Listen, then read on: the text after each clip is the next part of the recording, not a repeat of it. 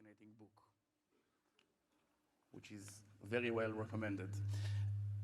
And I would like to ask, first and foremost, about the name of the book, The Strange Death of Europe. So to put it bluntly, is it terminal, doctor? Well, I told my publishers when it came out in English that I wanted to give a diagnosis that was as accurate as I could. And my publisher said, well, you must give people some hope.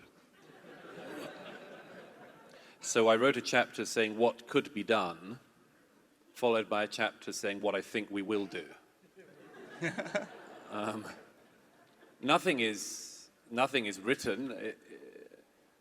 If we had political and other leaders willing to get us out of some of these scrapes, if we simply had political leaders willing to sustain some concrete ideas in public, we could get out of them. But I don't see it at the moment, or at least I don't see a way through that's respectful,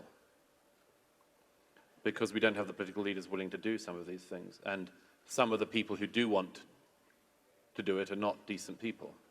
So we'll get to the leaders which you criticize all over the book, but this is not only a story about Europe, immigration, liberalism versus conservatives, but first and foremost, in my opinion, it's a story about how the liberal media and the elites actually set the borders of the public discourse, thus making it illegitimate to have other positions towards immigration. Yes. Do you think the social media era can change it? Or to put it in different ways, is Mark Zuckerberg a friend or foe? Well, of course, this will be a totally alien concept to an Israeli audience, but the media does have a slant. I knew it wouldn't work. Know nothing about it. Let me give an example of what I think is going on at the moment. We're in a period of great confusion about information, as we all know, and many people have written about. We used to know the direction, the way in which we would read news. So, for instance, if I read The Economist, it would land on my doorstep. I would think, oh, my homework, and I would read a bit of it. But I knew where it was coming from. I know where it's coming from. And I know how to read it in order to filter out what's useful to me, and the editorializing from a specific direction, okay, but that's The Economist. The problem we're all going through at the moment is how to have the number of filters we need for the number of outlets that we're having to absorb. And we don't know what our attitude is towards a whole set of publications and sites and so on. So we're finding it difficult to trust information. But in Europe, this has a much worse thing added to it. And this is different in different countries, but the worst country for this is Germany.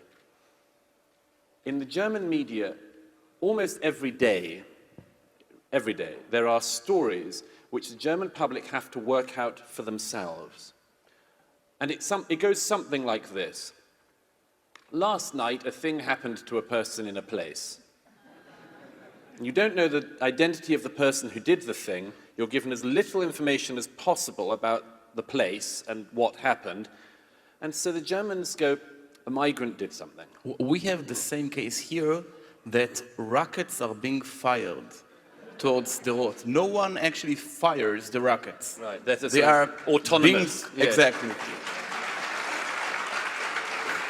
This is a very common pathology, by the way. A friend of mine in Britain, who's a former prison doctor, Theodore Dalrymple, he writes as the name under which he writes, says this is something he noticed in a lot of criminals he worked with in prison, that they always said things like, you know, somebody who stabbed somebody to death, for instance, would say, and I just saw red, I was in a rage, and the knife just went in. As if the knife had its own propulsion, and that you as an individual had no responsibility. You know, this is a very common thread. Yeah. But as I say, it worries me that across Europe things happen and people are having to work it out for themselves, because the job of the media, like here in Europe, has largely imagined itself to have is to stand equidistant between the facts and the public. So the public can't deal with the facts. They might do terrible things if they have the facts. And maybe there's something in that in some places. Is it done deliberately? Oh, yeah. And it is. We can't trust the public with this because we don't know what they do. Okay. Now, the great thing about this, as you allude to, is that the era of social media has both deranged us and also given us a possible answer. So Mark Zuckerberg is a friend some days and a massive foe on others. Yes, because he wants to act as an editor-in-chief. But it's so beautiful seeing it backfire, isn't it? I mean, that people were meant to absorb only one type of news, and then they absorb the wrong news, and they go to the wrong people, and then the public have the wrong opinions, and they vote for the wrong people. Yeah. And then the politicians just have to forgive the public. But this is the case when it comes to Germany. It seems you don't, I mean, I have the vague impression that you don't like Angela Merkel. We don't send each other Christmas cards. Exactly. So how come she has been elected over and over again by a very conservative political base, if she acts against the very fundamental ideas of the very certain base? Well, the trick on the immigration question for a long time in center-right politics in Europe has been you do basically the same things as the center-left, but you occasionally say something tough. So Angela Merkel gave a famous speech in 2010 where she said that multiculturalism had failed. And people thought, finally a politician has said the truth. By the way, she was aided by the fact that this word multiculturalism is very, very vague. Some people hear it as multiracialism. Actually, for most people in power, it's recognized to be a specific political idea that you allow people to live their own lives in the country that they're in. The country is a sort of cohering body. But when she says this, a lot of the German public think, finally a politician who's telling the truth. And actually they don't do anything. In fact, of course, 5 years after she said multiculturalism had failed in Germany, she then... Multiculti. She then massively exacerbated by having the single largest inflow of people in post-war history. And so what was it that you'd done in the 5 years between saying that speech in Potsdam and then opening the borders of Germany? What had you done to make sure it was going to work? The answer is nothing. But do you think Angela Merkel really wants Germany to be filled with hostile immigrants from Muslim countries? Or she just doesn't have the courage to fix the situation? Well, again, this is one of these problems that isn't based in nothing. So we now know from two people who were close to her on the last day of August 2015 when she said unilaterally that the borders of Germany would no longer be, the normal border procedures would no longer be applied in Germany, thus massively increasing the flow of people coming into Europe. Two people close to her said that what happened was that she said, among other things, that photographs could not go round the world of German border guards repelling migrants. She just wouldn't have it. And again, it's not as if that isn't understandable. She was deeply fearful of this, and you could see the German public. At the Munich train station, where 10,000 people were arriving every 48 hours, people in the German public were high-fiving the arrivals, giving them balloons. This was not something for a philosopher or political analyst. This was something for a psychiatrist. This was people so happy that people were breaking into their country rather than trying to break out. It's still better than the Israeli case in which we hugged a serial terrorist who killed hundreds of Israelis, giving him the Nobel Peace Prize. So you still have way to go.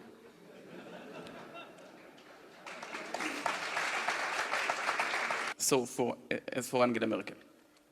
The one other thing, of course, she is aided by is the fact that you can point to potential opposition elements in Germany and say, watch out, watch out. That, by the way, that cordon sanitaire is breaking everywhere in Europe, which is a subject of deep concern and should be something which people look at with great care, but they don't. But so long as it's possible to say it's either me or the Nazis, you're in a good position, aren't you? Exactly. It's too easy. But So maybe this is the explanation for the difference between Europe and the rest of the world. Maybe they are post-traumatic. So I'll put it differently. Where do you draw the line between good nationalism and opposing immigration and bad nationalism and racism? well, this is one of those things that you know it when you see it. And don't you see it? Yes. And country to country, it's very different. No, I But- mean racist sentiments. Oh, yeah.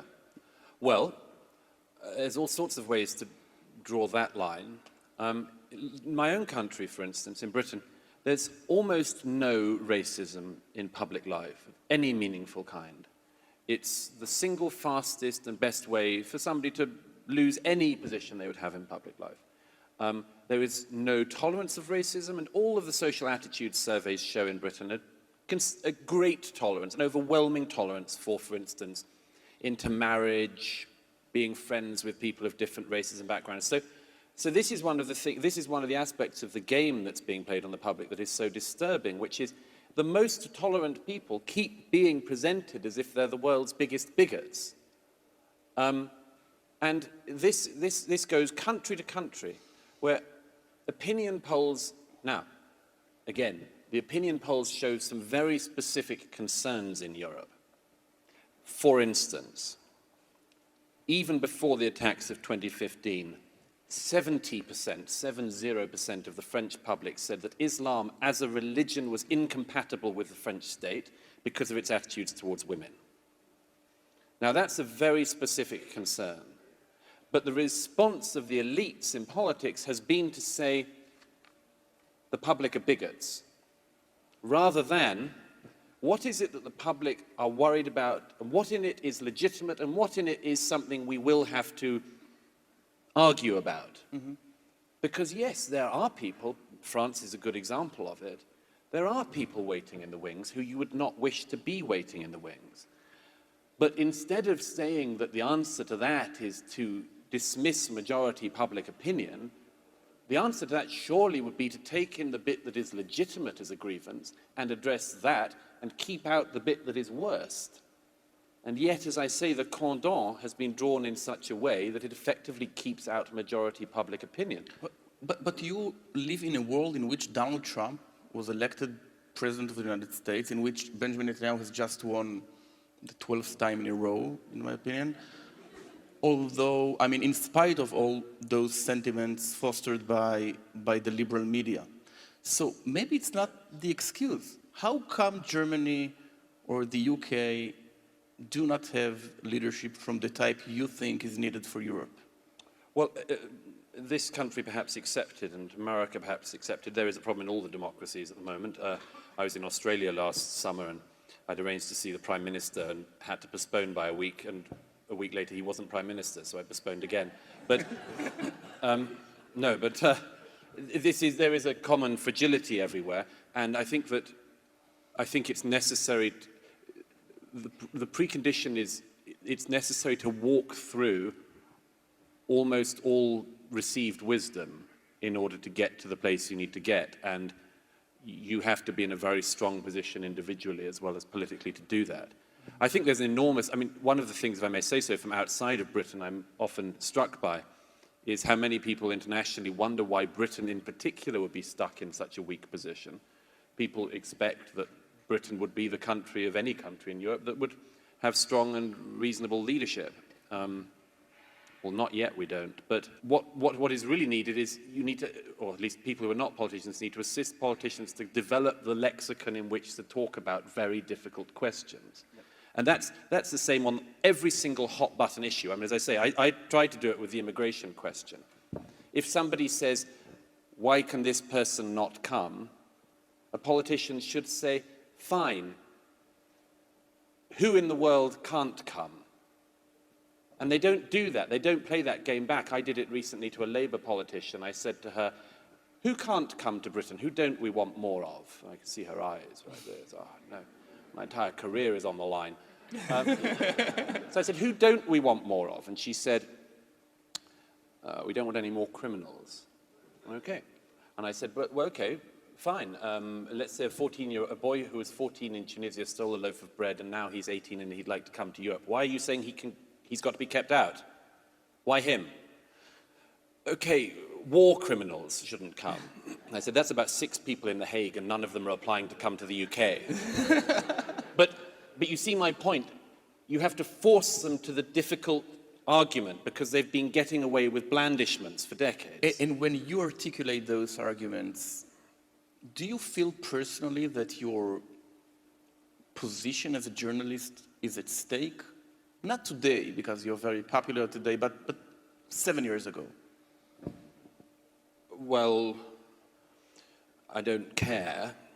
I think that if you're interested, I think the only point of writing is to pursue truth. And if you don't want to pursue truth, I mean, there are plenty of other jobs to do in the world. And if you don't want to pursue truth, you shouldn't be a writer. But and you have to follow it wherever it goes. Were you never afraid? Well, I've trodden a precarious path in my life. And not everything I say goes down very well with everybody. Mm-hmm. I don't mind about any unpopularity. Again, that shouldn't bother anyone interested in truth. The truth is very often deeply unpopular, but there it is. Yeah.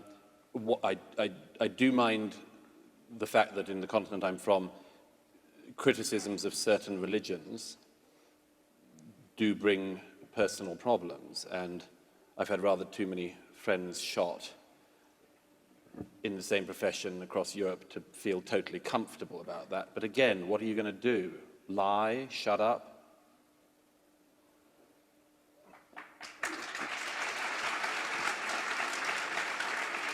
So let's speak about Christianity. You do not claim it explicitly in your book, but it seems you think that the remedy against the European surrender to hostile immigration is Christianity. Yet the values you stand for would not be accepted by the Christian establishment. So can you have the cake and eat it too? Can you save the values you believe in without being religious? As a non-believer myself, I say that it's a necessity to engage with your religious heritage, to be in communion and dialogue with it, at least. That's why I follow the advice that Cardinal Ratzinger, before he became Pope, said. He said, I try to live as though God existed, which was the advice he gave to Oriana Fallaci. And I think that you have to remain... I can see no way through for Europe that consists of jettisoning its religious heritage, and I don't want to jettison it. But how far will it go without belief? Well, I mean, can you have hundreds of millions of scholar agnostics? It won't work. Well, my suggestion is, for those who can't believe, you can't force them. So you have to find an attitude towards them that isn't just believe or go away. And I describe in the book why we in Europe in particular have got to the situation we have in regards to belief. But my own view is that the role of the churches ought to be on an issue like migration, that the state has very clear boundaries, it holds very strong border policies, and the role of the churches is effectively to inject into that dialectic the care and the love and all of these things that are part of the Christian teachings about our attitudes towards others. Now, the problem is that if the states are very weak on this and the churches preach only what Pope Francis, for instance, teaches, or what the Scandinavian churches teach, the Scandinavian churches have basically become Greenpeace at prayer, and they,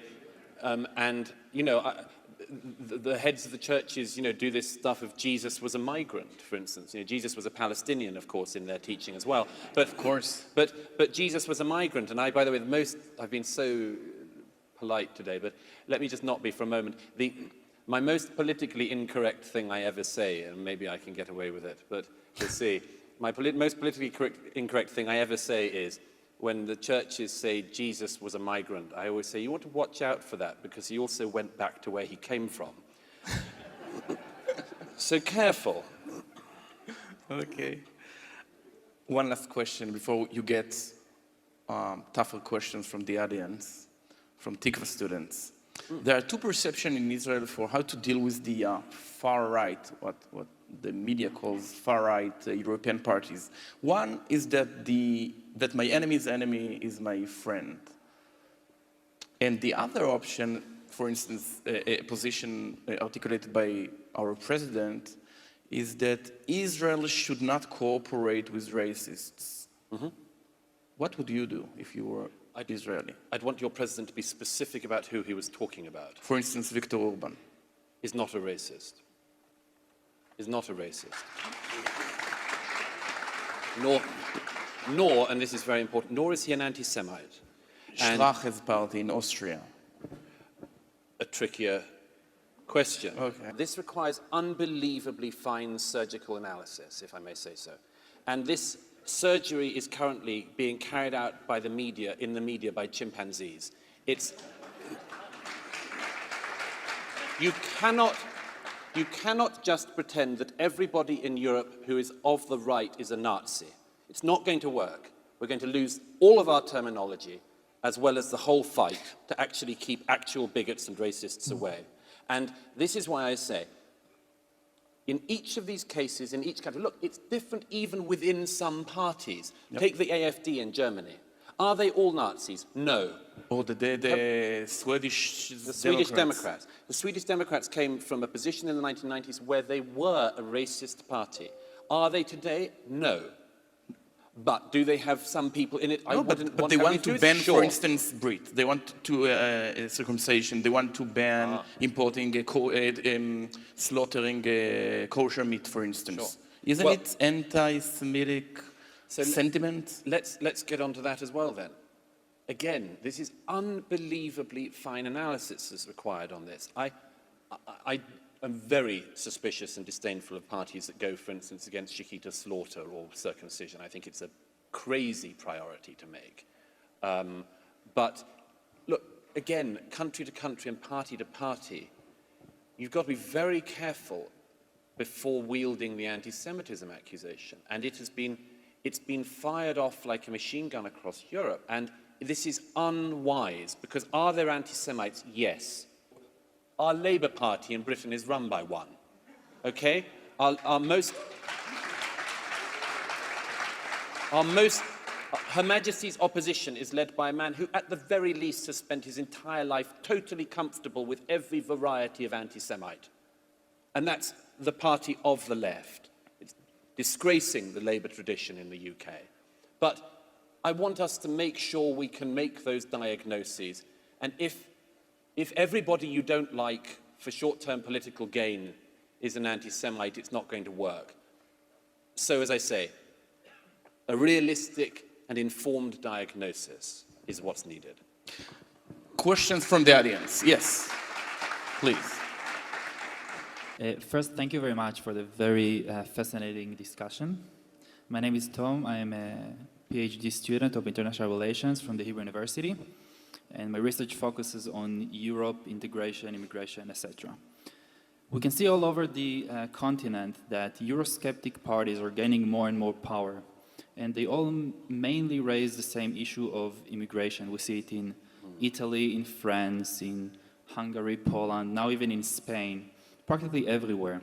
So do you think that the coming elections for the European Parliament may lead to a drastic change in European politics, and especially on immigration policies? And if not, do you see any scenario in which the current situation will lead to some sort of a civil war in Europe?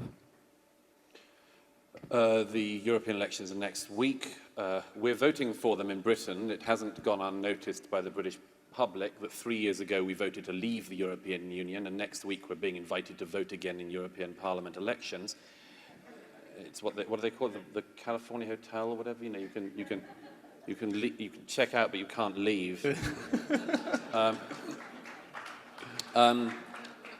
I expect that parties who are now called populist. That's a new way to dismiss the public. This wretched public, they keep voting for populists. It may just be popular. But these parties will do much better than they have before. I think, yes, I think the League in Italy has already since last March massively surged in the polls domestically in Italy. I think these parties will benefit, but I think we shouldn't exaggerate it. There's a tactic I've noticed now of the left in Europe to exaggerate the potential electoral gains of their enemies, so that when they do very well but less well than expected, they say, the populist bubble has burst.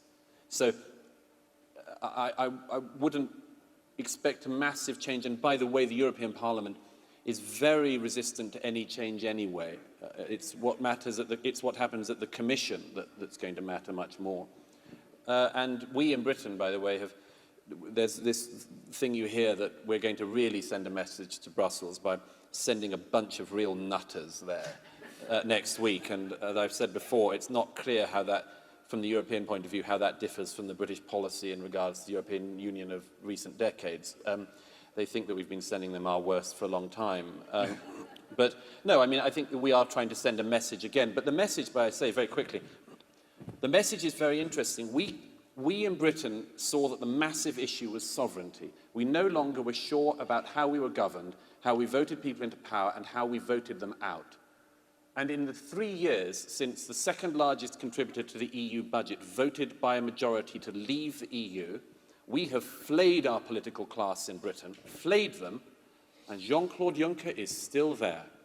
So whenever I feel bad about Brexit or feel any moroseness about the fact that it's been going so badly, I look at the European Commission and its inability to adapt, and I think, no, we were right. Okay, next question. Thank you. Thank you very much for your arrival and for your wonderful book.